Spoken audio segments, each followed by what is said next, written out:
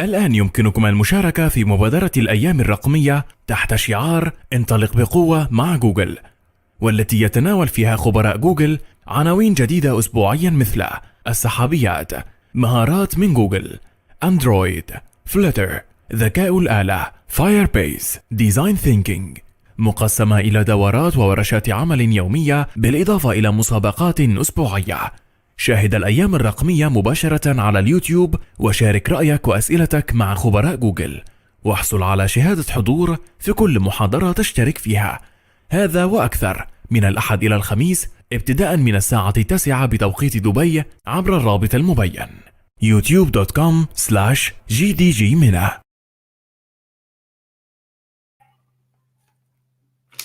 So hello everyone, hope you're doing well and you're in good health. So today I will walk you through the news of RxJS 7 or the new features of RxJS 7. Before we start, let me tell you a little bit about myself. For those who don't know me, my name is Lamis. I'm GD for Angular. I'm a senior software engineer based in Tunisia. I've been into Angular for the past few years. I'm already the founder of Angular Tunisia. I do a lot of mentorship. I'm a member in Women Who Code and Women Who Code community. I'm a content creator and speaker. Today I will walk you through the RxJS 7 new features. RxJS 7 was released officially on April 29th this year, 7.0.0, and it was announced in RxJS Live Asia. It was, I think, the same day or a day after. Yeah, and it was like hilarious news for the JavaScript community because RxJS is really popular and people are waiting for like new features in RxJS 7. It has been in alpha, I think, for 2 years or something like that. Yeah, it has been in alpha for 2 years almost. And RxJS 6 is still here. It's still supported. It's now the last version is now 6.6.0, and yeah, the community will like keep on supporting it. So don't worry for those who are using RxJS 6 and don't want to or can't, like, let's say, migrate. But I really encourage you to play around it and to download this version and to use it in your projects and to see like the improvements put in place because it's really worth the update. Let me tell you what the new features or the like shiny features for me. The first one, or the first, let's say, highlight is smaller bundle size. Okay, so the size of the library is smaller than the original size in RxJS 6. And this is very important parameter for your applications because the bundle size is something very important for your performance. It will harm the or affect the load of the first page in your browser, the modules, also how the browser will load your modules and the time consumed in there. Considering the bundle size is something very important before shipping in production, okay, or even while like developing and while doing new features and while like developing before releasing. But it's not the only parameter over there, like between parentheses, because it's not the heart of the talk, but I really want to give you some insights on it. It's not like the most important parameter. There are a lot of parameters that you should consider in order to study and analyze the performance of your application, runtime performance and compilation build, etc. So yeah, there are a lot of parameters, but this is one of the available parameters over there. Yeah, so long story short, the bundle size is a good parameter or a very important parameter to consider. And every time, as I said before, shipping into production, you have to see your dependencies, the size of your dependencies. If your dependencies are like small, or they are like a little bit expensive for you in terms of size. Yeah, so RxJS 7 is like much smaller. The community or the core team worked on it to make it like smaller, to make the size of the operators smaller. And this was done through a lot of optimization in the code. They did like the same thing, they kept the same logic, the same design, but with more optimized solutions. Okay, so automatically they did some refactoring, and this had an impact on the bundle size. Yeah, so as I am an RxJS user, and I want always to like keep up with RxJS news and the RxJS new features. So I said to myself, I should like try this in an Angular application, and I will show you how I did this. Yeah, so here I have I used the tool Source Map Explorer, and this tool is recommended by the community in order to analyze the size and the content, let's say, of your build, okay, of your source maps. Yeah, and I have an Angular application written in the version with the version 10, and that use the RxJS 6. Okay, so you can see here. So you just have to download this tool and run a command in your like Angular application. But before running the command, you should build the Angular application in prod mode. Okay, and yeah, and you're good to go. You can just launch the or execute the command line. I will drop you the link after that, after the talk, to this tool. Yeah, so this is what this tool will give you as output. You will have here the size of your bundle and all your modules here and the dependencies used, and with each dependency, what you will find the size. Okay, the size of this dependency and how much it consumes in terms of percentage from the bundle size. So here, as you can see, my node module here are consuming 47% of the whole bundle. Okay, so we can start layer by layer analyzing those dependency, and you can discover and see what is wrong. Let's say not wrong, but what was consuming and what's consuming in the bundle and what's not.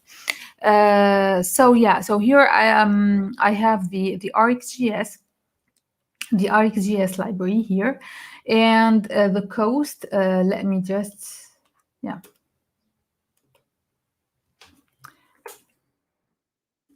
Yeah. So as you can see here, this is the RxJS library. Wherever you don't find something, you can just like do a filter or something. And here it's consuming 60 kilobytes. Okay, which is 3% of the whole bundle. Now, this is with the version, as I said, Angular 10. Here, I will move to, I did an update. Okay, it's still the version RxJS 6, but with Angular 12 this time. And I did the updates of Angular 12, and I kept the version 6 of RxJS, which is still the same, like it's still like support. Okay, so you can use the version 7 or under. Okay, with Angular is still supported. Now, and I found that I gained 4 kilobytes of the library RxJS. Okay, and here I'm still in the version RxJS 6. Now I did the move or the update to the version 7. And what I found here, I found out that it's like it's 40 kilobytes. Okay, so 20 kilobytes more or less gained or so. Okay, so yeah, so this is the game without changing anything in the code, because you can do some optimization in order to like import only the necessary or the used operators, the used concepts, etc. So I did not do any optimization in this in the code. It's the same code, but with the with different version of RxJS. And why I did this, because I just want to know, like, yeah, natively, what's the gain? Okay, well, yeah, what's the gain without like changing anything? Okay, and yeah, this was the result.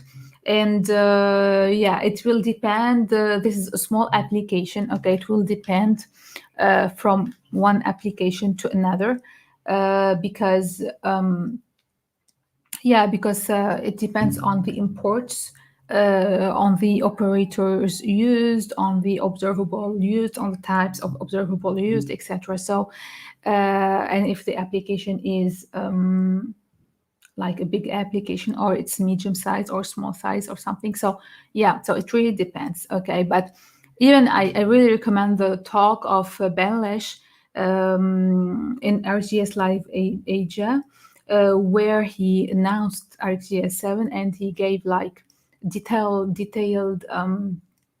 explanations and presentation about the new features. And yeah, he talked about this part and this improvement for sure. And he said, like, yeah, it was, yeah, there is a lot of gain in the operators. When you import all the operators, you will like see that the size is reduced by like I don't know, I forget, but I think it was 16 kilobytes of operator, or 4 kilobyte bar operator or something, I forgot, but it was like, yeah, I forgot the metrics, but it was something like very worth the cost. And yeah, so yeah, so I really recommend to watch this talk also. Yeah, so this is the like big idea and big features. And let's come back to the presentation. Look, guys, this is like the 4th or the 5th series of RxJS I am giving with MENA. Okay, I am giving this session for beginners. I started with the concepts of RxJS, and then layer by layer I start to like move to some advanced concepts. And last time we saw Angular with RxJS, and we saw the subject, we saw multicasting, we saw many things. So yeah, I am like just treating this as a as the like the it's the continuity, if you want, of the other sessions. So if you missed one of the sessions, one of the previous sessions, you can like go to the MENA ad channel, and you can see all the sessions concerning our RxJS I gave. So yeah, if you don't understand something, or you can drop me a question after that, and I can answer you if you're new and it's the first time you watch. Okay, so yeah, so today it's focused on RxJS 7 new features, and there are a lot of features, a lot of amazing features that are worth presenting. But we have like the presentation is time frame, so I can't like spend hours in explaining and presenting. So we can do 2 parts, part 1 and part 2 of RxJS 7 new features. In this part, I will highlight the most important ones. And yeah, in the second part, there are a lot of new features also, which are important, but yeah, it will be like two parts. Okay, so yeah, so this is like a highlight about like the big features. Well, so we start by the smaller bundle size, and now let's move to TypeScript. Okay, which is RxJS 7 now requires TypeScript 4.2, and it will not work if you have small, or if you have like versions under 4.2. Okay, it's not comparable with it. It should be 4.2 or greater. So keep in mind, if you want to like update your application, you should upgrade your TypeScript first. If you want to start from scratch, then consider this parameter. Okay, yeah. So now it's the RxJS 7 supports the latest TypeScript version.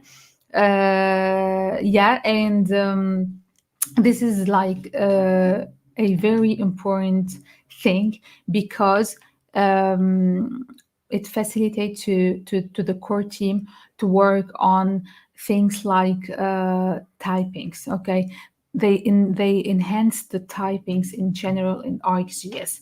There were a lot of typings mismatch, and and this was like the migration to the TypeScript 4.2 helped the team dealing with those typing issues. Because it's very important to consider a highly typed observables, functions, operators, etc. I will give you some example as we go through this presentation.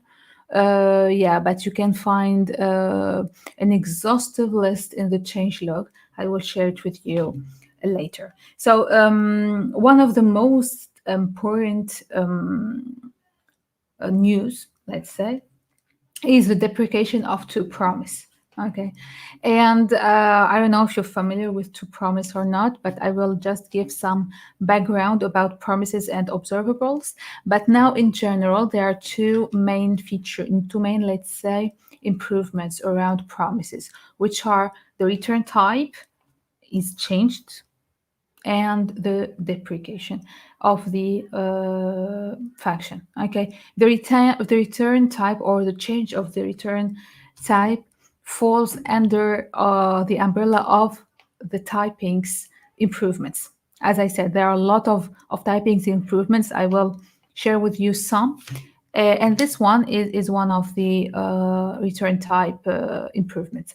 ToPromise. Before I give you a concrete example, let me just explain for those who don't know the difference between promise and observable. Okay, so a promise is the representation of the completion or failure. Okay, it may be completed successfully, or it may fail of an asynchronous operation and its resulting value. Okay, so here the promise always return one value, and it's a representation of an asynchronous operation. Okay, now the observable is a representation of any set of values over any amount of time. This is the representation I gave to you in the first session about the let's think reactively.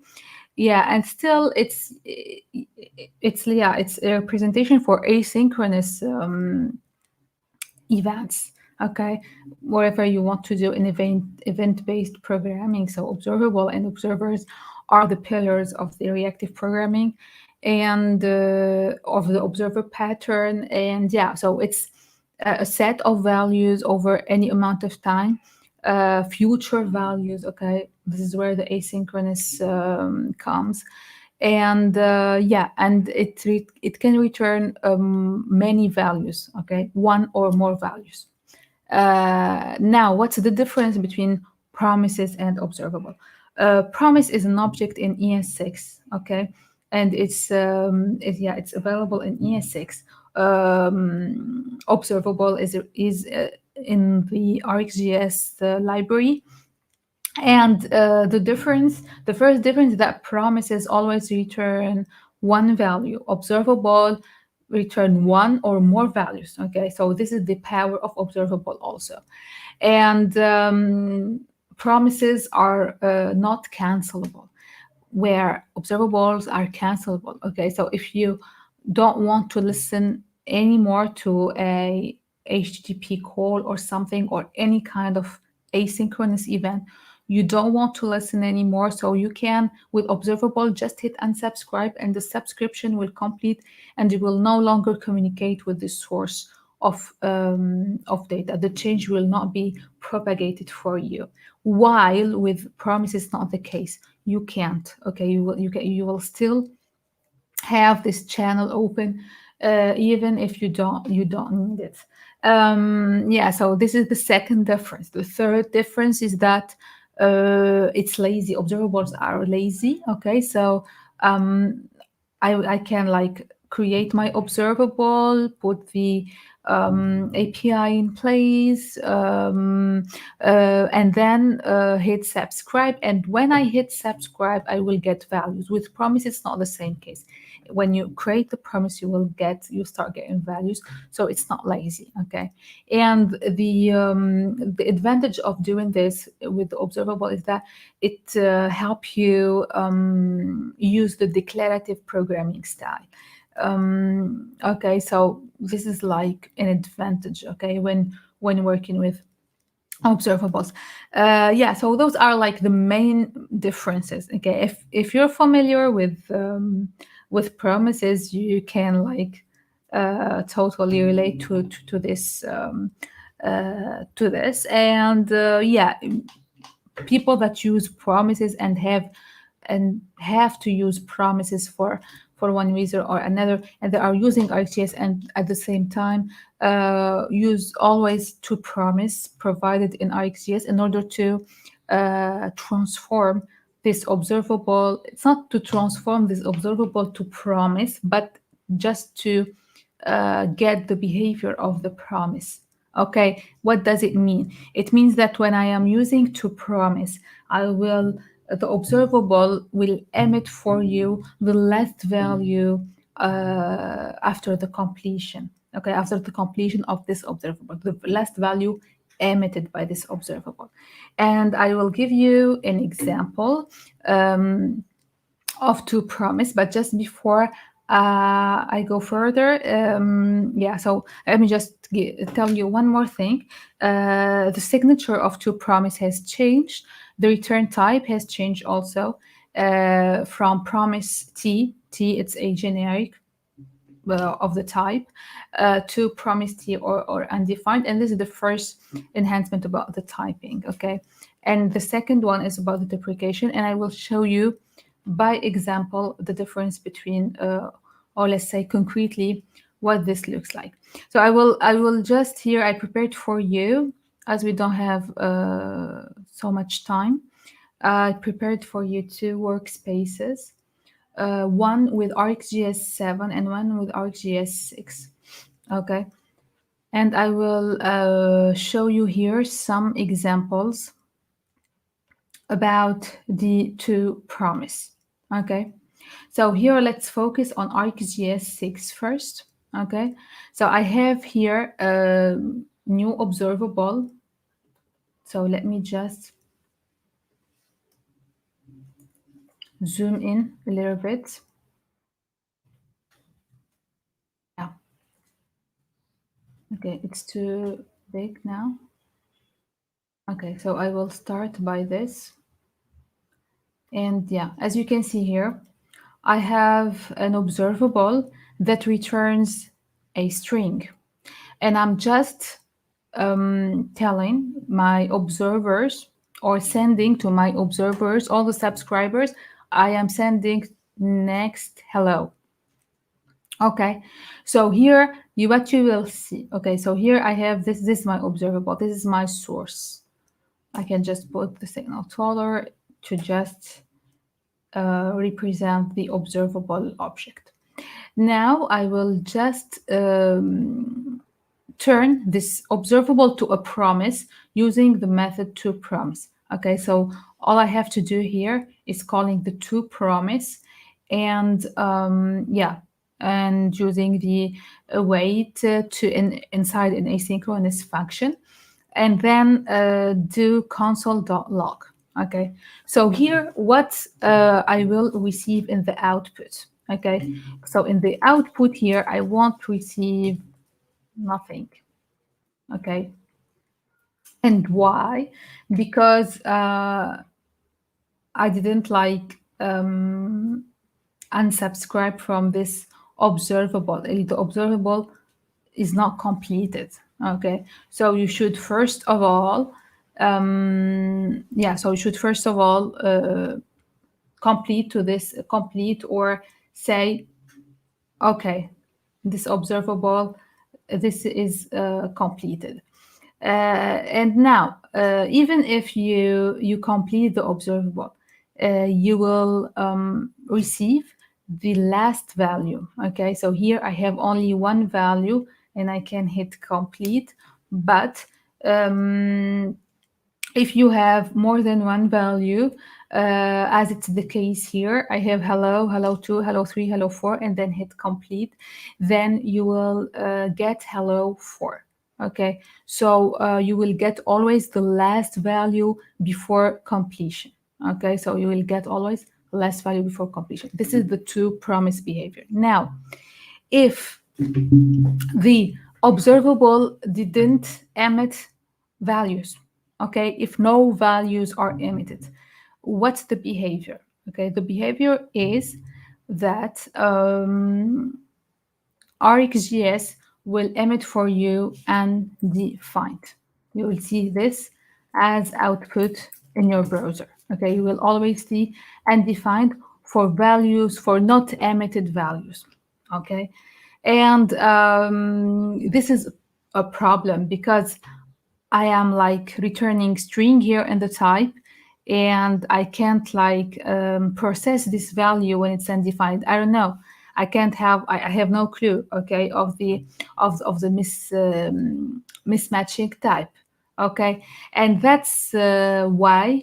This is the question was always asked for the RxJS core team, how a promise or how an observable should behave when no value is emitted. Okay, because when no value is emitted, it's okay if I am listening to the observable, but if I am using ToPromise, maybe it's a little bit problematic for me, because if I use ToPromise, I need a value. Okay, I need at least one value. The promise is a guarantee to have one value. Okay, so you can say that with observable you will not get any value. This is there's a contradiction, okay, with the promise design concept and the observable ToPromise behavior. Yeah, so this was in RxJS 6, it behaves this way, and they change it in RxJS 7 to add the undefined to the ToPromise. So if you see here, the ToPromise returns an observable of T, which is the type given for your observable. With RxJS 7 now, ToPromise is deprecated, as I told you. And you can see here it takes T or undefined. Okay, so this way it can resolve this typing mismatch. Now let's go to the deprecation, and the let's say the ToPromise is deprecated. And why it's deprecated? Because okay, the observable always returns many values. If it does not emit if it does not emit values, it will return undefined, the current API. If it will return a value, the API will return for you the last value. Okay, sometimes I don't want to wait for all the values or the completion of the observable and the emission in order to get the last value. In some use cases, people want the first value. Okay, so and there's like the majority of use cases, they need the first value and they just call to promise because they need the first value. So why waiting for all the values in order to complete and then just yeah, process the last value? Okay, so it's not very logic. So the core team fixed this by providing two extra functions, which are last value. Let me just delete this. This was a type mismatch demonstration also. So here, let's focus on this in the ArcGIS 7 part. We have here ToPromise, which is deprecated, and we have two further or extra operators, or let's say creation function, last value from and first value from. Okay, there are two extra creation functions that will for last value from, it will behave like the ordinary ToPromise. It will emit for you the last value. For the first value from, okay, it will return to you the first value emitted by the observable, and it will complete to save resources and to save resources and to prevent memory leaks and consumptions and all this stuff. So it will like emit for you the first value and then complete. Okay, and this is the recommended value now by the recommended functions by the community. Don't use ToPromise, use first value from and last value from, because you want always to return just one value. So it's whether the last one or the first one. So use one of them before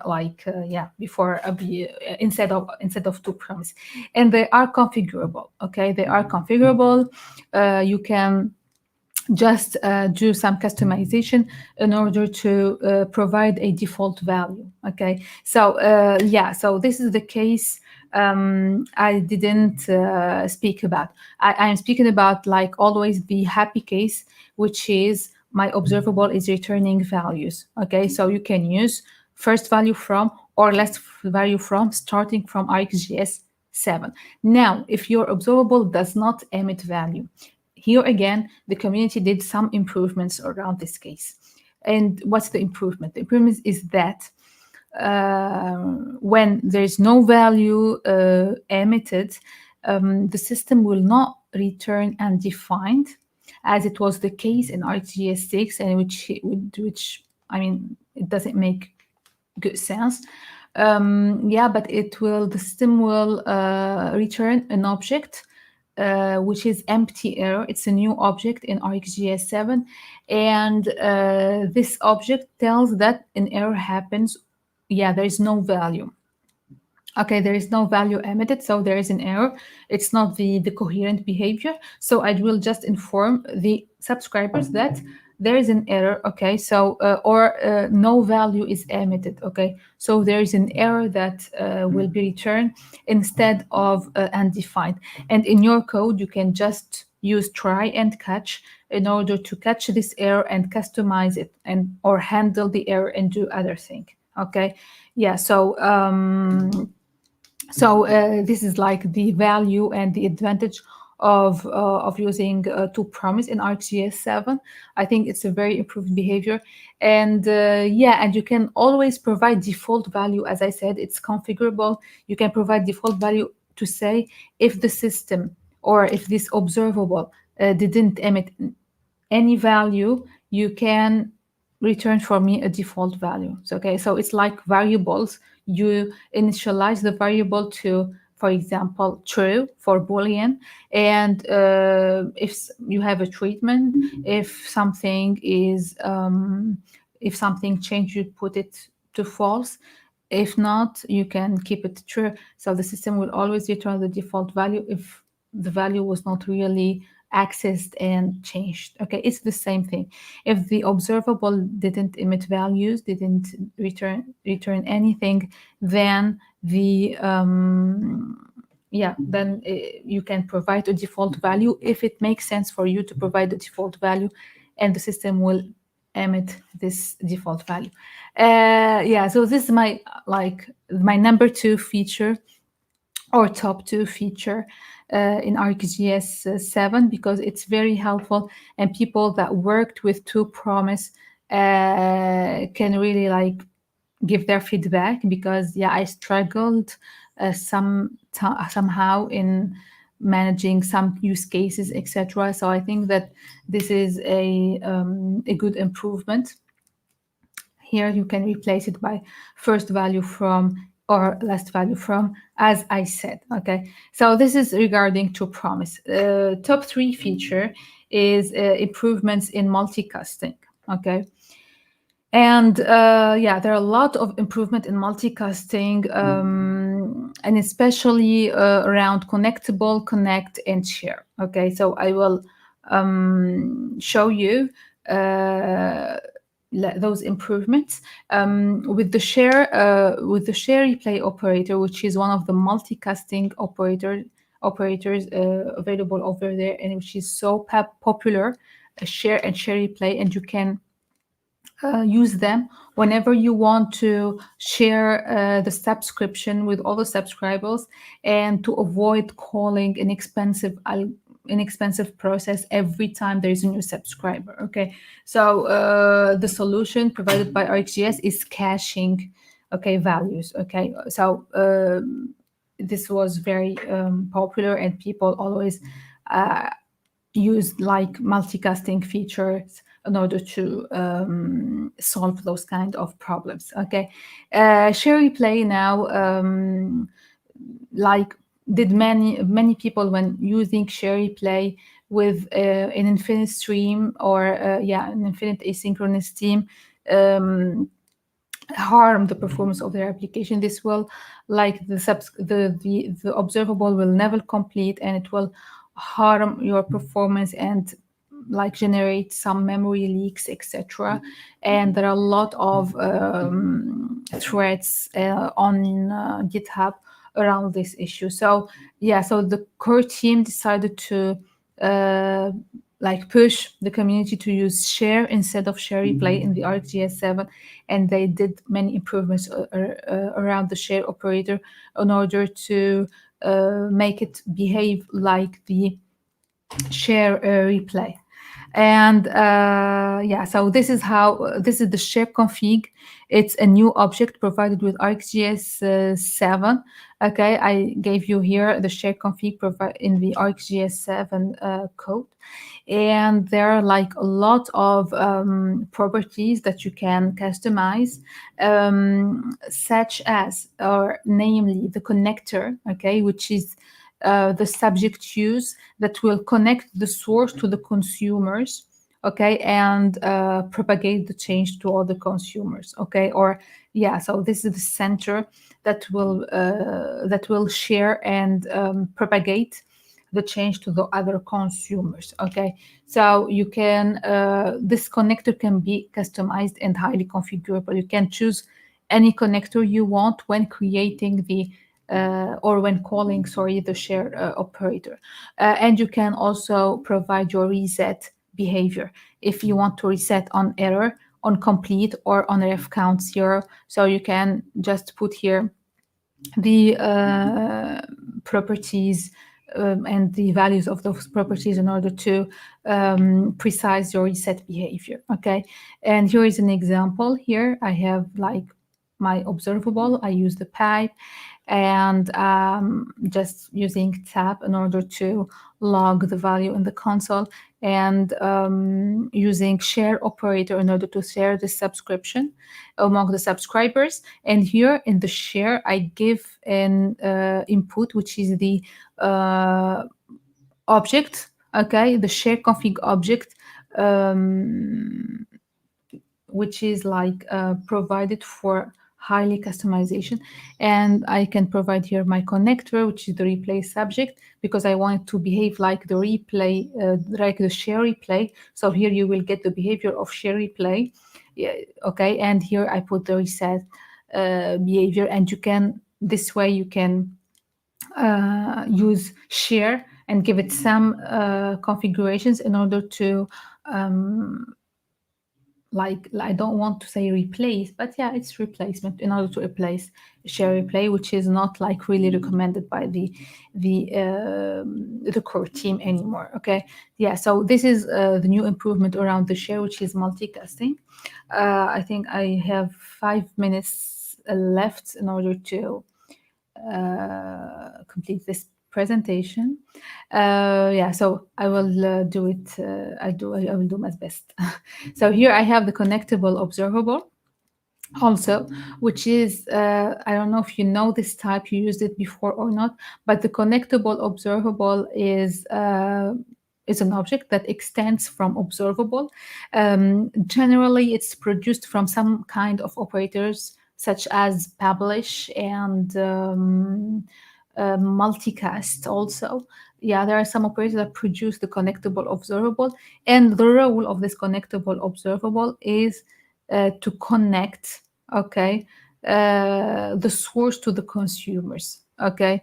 Yeah, with the connect method, okay, it extends from observable. It has the same methods and two extra methods, which are the ref count and the connect method, okay. And like the goal is to connect the source to the consumers.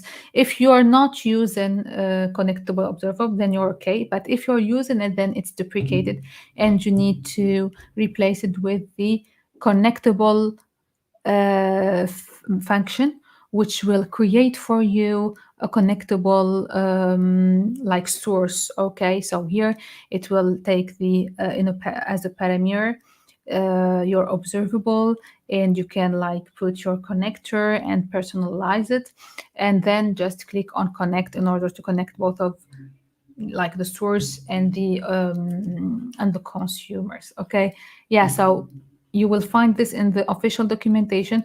Whenever you're using or wherever you're using connectable observable, just replace it with connectable, and you can like, yeah, use the connect method.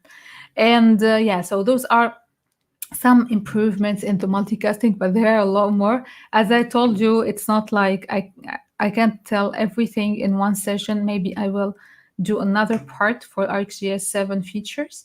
And yeah, so in general, the big line, okay, or the big picture, there are some operators that are deprecated in multicasting, which are multicast, publish, replay, publish latest, and ref count. If you're using it, then yeah, you should replace by share, okay, and connect, connectable function, and connect. Okay, so you find some examples in the official documentation around this subject.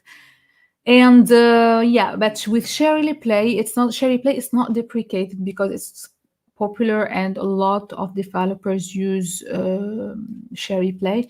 Yeah, so I think the community or the core team will keep it now, and it will be deprecated later, but just use share over share replay. So this is the recommendation of the core team. Don't use share replay anymore.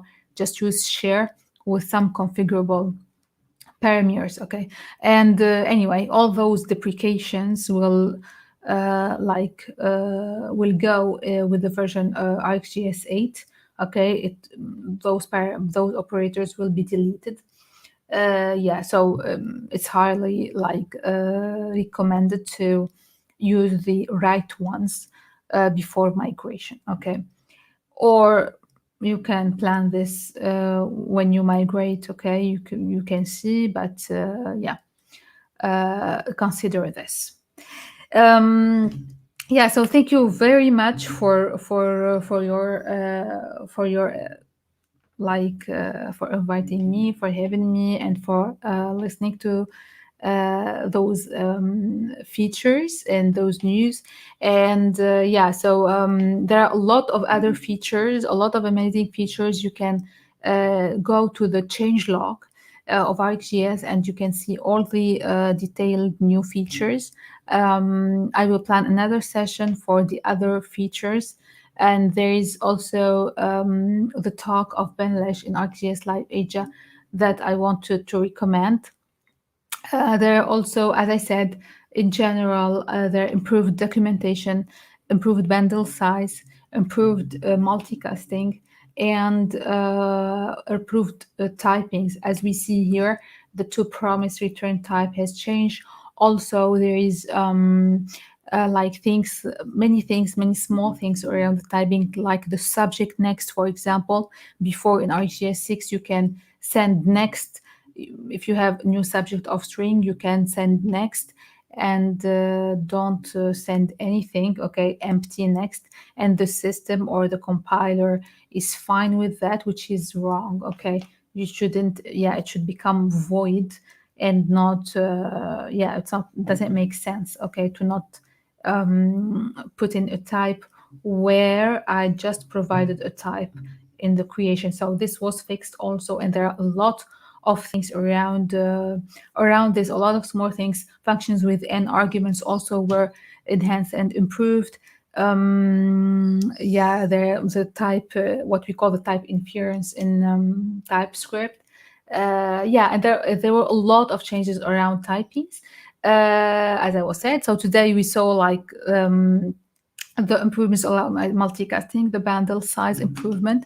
The documentation also is like very improved. If you can go to the RxJS official documentation, you can find many details in this. Some marble diagrams also were changed and adapted.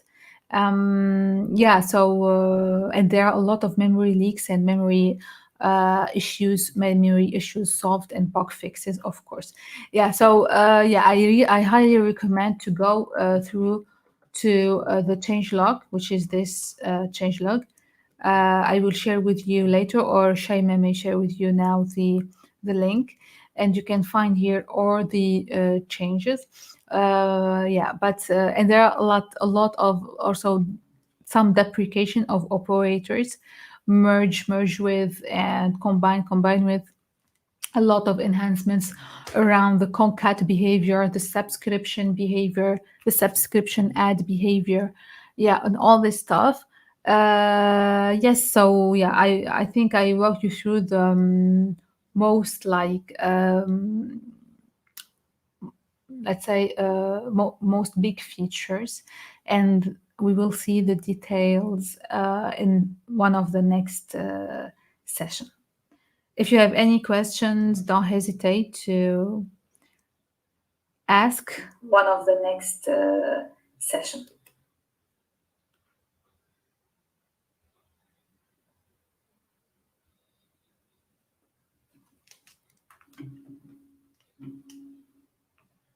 I don't know if you have any questions. I will check.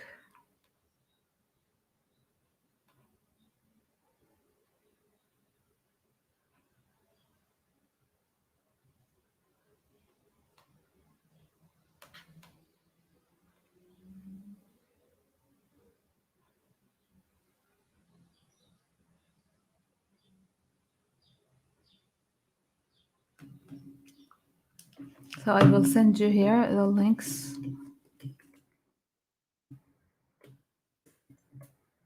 This is the changelog. Thank you, Omar.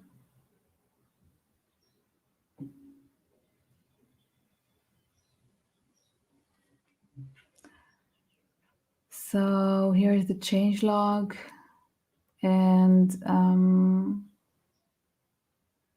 yeah, I will send you also the official documentation, the overview, where you can find here all the deprecation and the detailed change list. So here you go.